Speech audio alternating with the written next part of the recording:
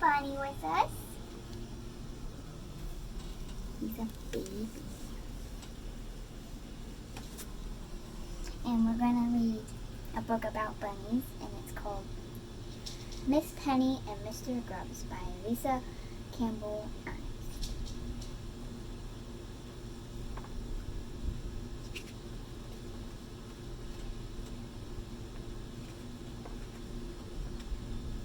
Miss Penny and Mr. Grubbs had been next-door neighbors for 48 years.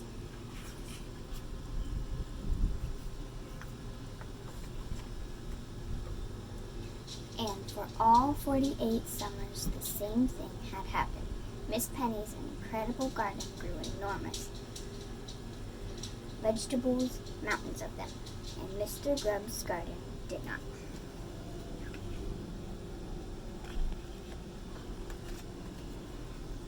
Miss Penny was a familiar sight in Oak Grove, driving her truck around town, delivering gifts from her garden. Carrots and beans, cucumbers, lettuce, and more. Her friends all called her the Vegetable Lady. And every year, Miss Penny's vegetables won the county fair award. Award ribbons lined the walls of her parlor, floor to ceiling. Mr. Grubbs had few friends, and his measly vegetables had never won a single ribbon. But Mr. Grubbs swore this year would be different. "I'm tired of her winning," he snapped. "So tired I could spit all winter long."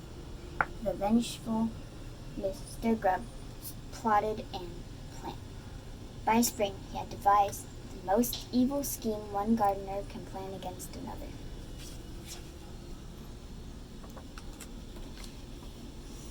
And then Mr. Grubbs sat back to watch. It took Miss Penny several days to notice that something was wrong. Weeding along a row of radishes, she discovered a small bed of lettuce nibbled to the quick. Miss Penny's mouth dropped open. She had read about this in her garden books. "Rats," she gasped. Mr. Grubbs laughed himself silly. "A fence," Miss Penny decided. She quickly got to work under the watchful eye of Mr. Grubbs.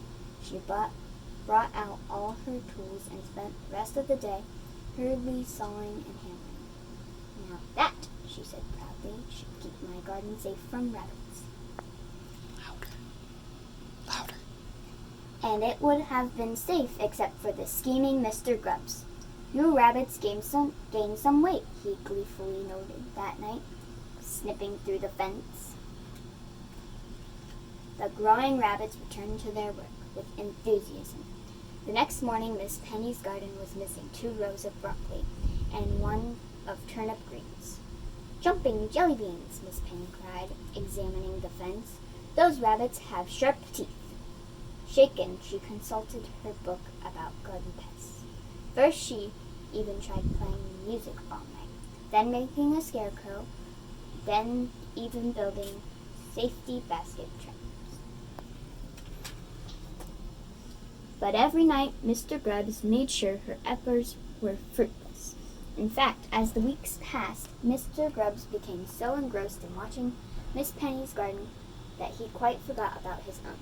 He forgot to water, he forgot to weed. "This is all her fault," his pathetic garden shriveled and dead. By nightfall, Mr. Grubbs' anger had made him even more determined. "Just so she doesn't win," he smiled. "That's all that really matters." But what mattered to Miss Penny was her garden.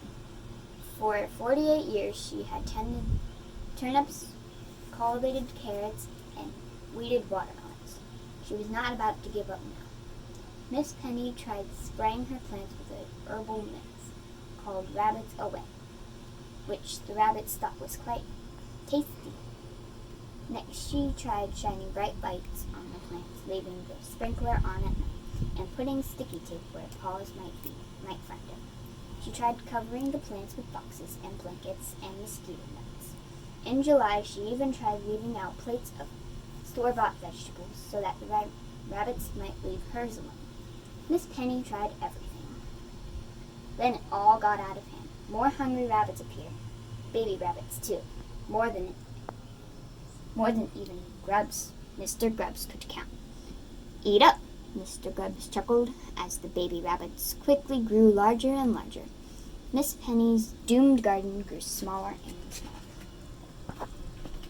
By summer's end, Miss Penny's garden was a nightmare. Rarely she wandered down each row. Everything had been nibbled, munched, crunched, and trampled. I have nothing to give to my friends," she moaned, "and now I have nothing for the fair tomorrow." Then something caught Miss Penny's eye. A sweet red pepper somehow escaped the ravenous rabbits. It was perfect. The most perfect pepper Miss Penny had ever seen. "I will guard it myself," she cried excitedly, "all night, and in the morning I will take it to the fair."